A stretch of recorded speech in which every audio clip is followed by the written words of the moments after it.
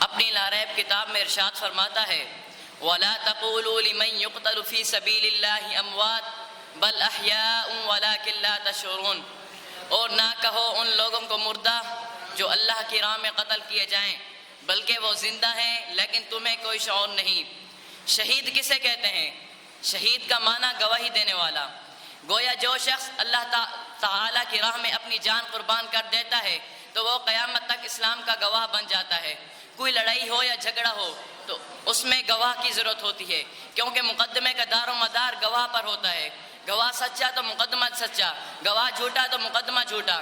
پھر جب مقدمہ توحید لا الہ الا اللہ محمد الرسول اللہ کی گواہی کا وقت آیا تو حضرت امام حسین رضی اللہ تعالیٰ عنہ نے اپنی قلم کی سیاہی سے نہیں بلکہ اپنے 6 ماہ کے علی اصغر کے لہو سے دستخط کیے۔ چنانچہ جب شہید اپنی جان راہ خدا میں قربان کر دیتا ہے تو اللہ تعالیٰ فرماتا ہے وَلَا تَقُولُوا لِمَنْ يُقْتَلُ فِي سَبِيلِ اللَّهِ أَمْوَاتٌ بَلْ أَحْيَاءٌ وَلَكِنْ لَا تَشْعُرُونَ۔ سامعین محترم، شریعت مطہرہ میں موت کی تمنا بری ہے اور حرام ہے، مگر شہادت تو عین عبادت ہے۔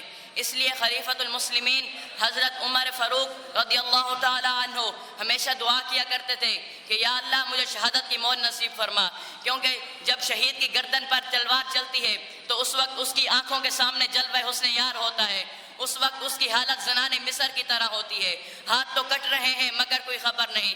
اس لیے شہید کو نہ مال کی ضرورت ہوتی ہے نہ دنیا کے جاہ و جلال کی، کیونکہ میدان جہاد میں قتل ہونے والے مسلمان اگرچہ دنیا والوں کے سامنے مر جاتے ہیں اور فنا ہو جاتے ہیں مگر دین اسلام میں حیات ابدی پا جاتے ہیں۔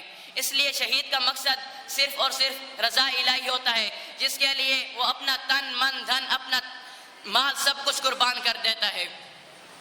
سامعین محترم، حسین کی شان قرآن نے بیان کی اور قرآن کی شان قرآن کی شان حسین نے بتائی۔ حسین نے کہا قرآن ہمارا ہے اور قرآن نے کہا حسین میرا ہے۔ حسین نے کہا قرآن زندہ ہے اور قرآن نے کہا وَلَا تَقُولُوا لِمَنْ يُقْتَلُ فِي سَبِيلِ اللَّهِ أَمْوَاتٌ بَلْ أَحْيَاءٌ وَلَكِنْ لَا تَشْعُرُونَ۔ اور میں اپنی تقریر کا اختتام اس شعر سے کرنا چاہوں گا۔